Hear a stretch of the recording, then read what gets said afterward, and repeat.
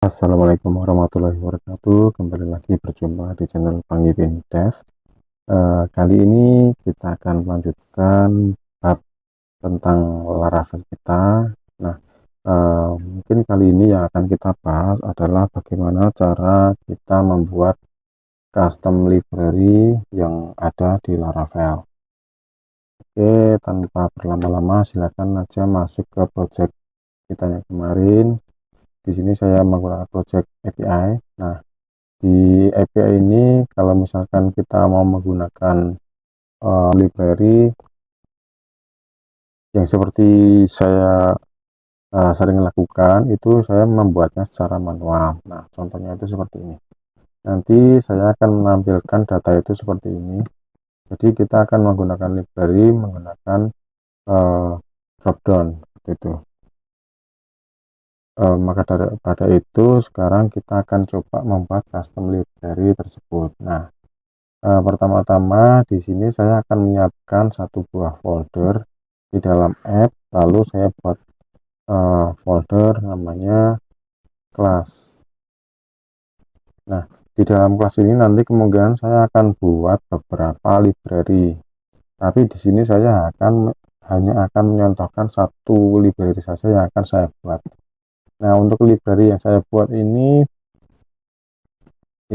mungkin nanti bisa di dalamnya bisa banyak nama ya, tapi saya akan buat namanya applib. Nah, applib ini saya kasih php seperti ini. Nah, lalu yang akan kita buat di dalam applib ini adalah sama kita buat seperti ini dulu, php, lalu di dalamnya kita kasih nama kelasnya namanya sama seperti nama filenya ya, jadi namanya adalah applib. Nah, ini langsung kita kasih kurawal seperti ini.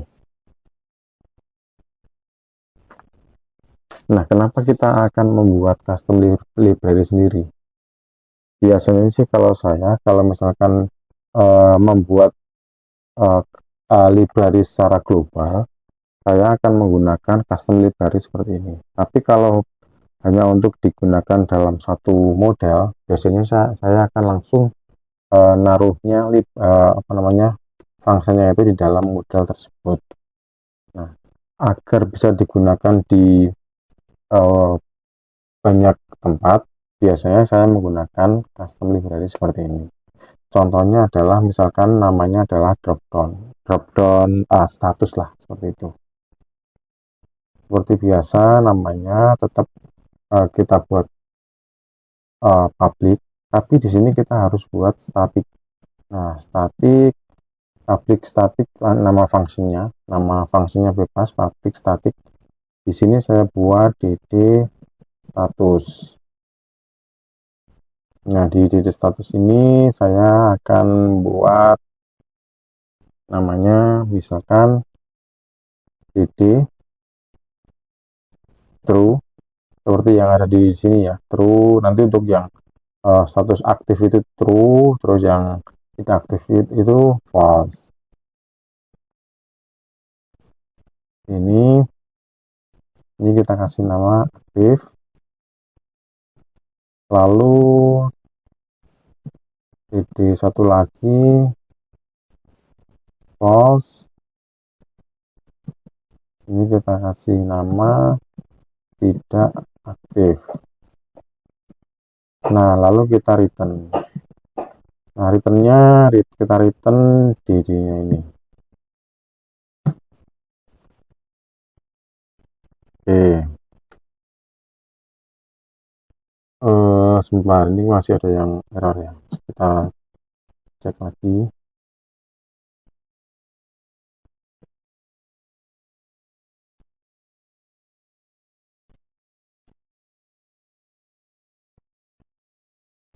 Oh, maaf, kan belum kita kasih nama function. Nah, seperti ini, public static function.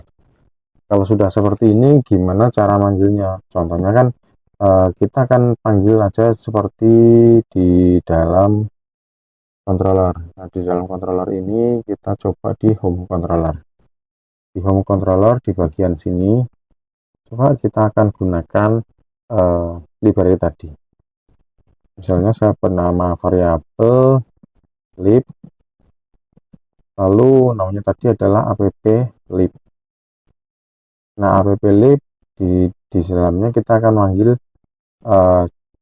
metodenya tadi. Kalau seperti ini, kalau misalnya kita panggil, ini pasti akan terjadi error. Nah, ini karena belum kita buat apa namanya providernya. Nah, sekarang kita akan coba buat provider untuk library itu sendiri. Kita masuk aja ke sini. Caranya adalah seperti ini. Kita akan ketikkan perintah php artisan make provider libraries service provider. Nah, untuk namanya libraries ini bebas ya, bebas terserah teman-teman. Untuk di sini karena namanya adalah library, jadi saya buatnya library service provider. Langsung aja kita enter. Nah, di sini akan ngebuat satu file baru namanya library service provider. Di sini kalau belum ada, kita refresh. Nah, baru ada. Lalu kita akan tambahkan di register seperti ini. Kita akan panggil menggunakan requires one, nah sekali. Kita akan panggil sekali aja karena nanti nggak terpanggil beberapa kali kalau kita membuatnya kita tampilkan di view atau dimanapun seperti itu. Nah, di requires one ini kita akan panggil app karena ini berada di dalam folder app ya, app lalu kelas. Nah, di sini kita kasih titik lalu namanya adalah kelas. Kita kasih slash kelas lalu di dalamnya langsung app lib ya. Nah, app lib.php. Ya, seperti ini. Kalau seperti ini masih belum bisa kita gunakan, kita harus tambahkan satu lagi di dalam config app. Nah, di dalam config app seperti ini, kita akan panggil aja di sini package, di bawahnya package service provider. Kita panggil, ini berada di dalam keseluruhan ya di dalam app. Jadi kita panggilnya app, lalu kelas, lalu maaf, yang akan kita panggil itu adalah nama providernya. Jadi kita akan panggilnya namanya itu app, baru provider, baru nama library service provider. Kita akan panggil, nah kelas seperti ini.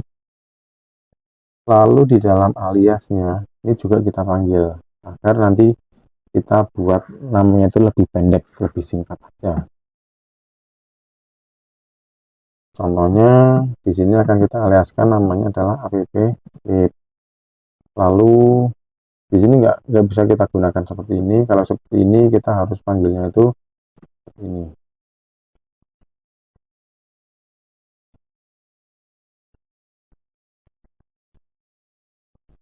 Nah, di sini juga bisa, di sini juga bisa. Coba kita buat aja seperti ini.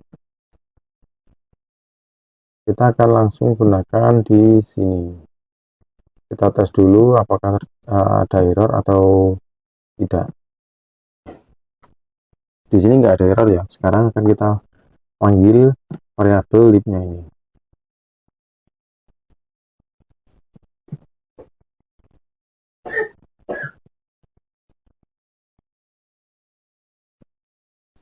Nah, sekarang sudah terpanggil. Nah, begitulah cara membuat custom library yang akan kita gunakan sendiri atau kita bisa custom sendiri di Laravel. Terima kasih sudah menonton channel Bang Ipin Dev. Sampai jumpa. Assalamualaikum warahmatullahi wabarakatuh.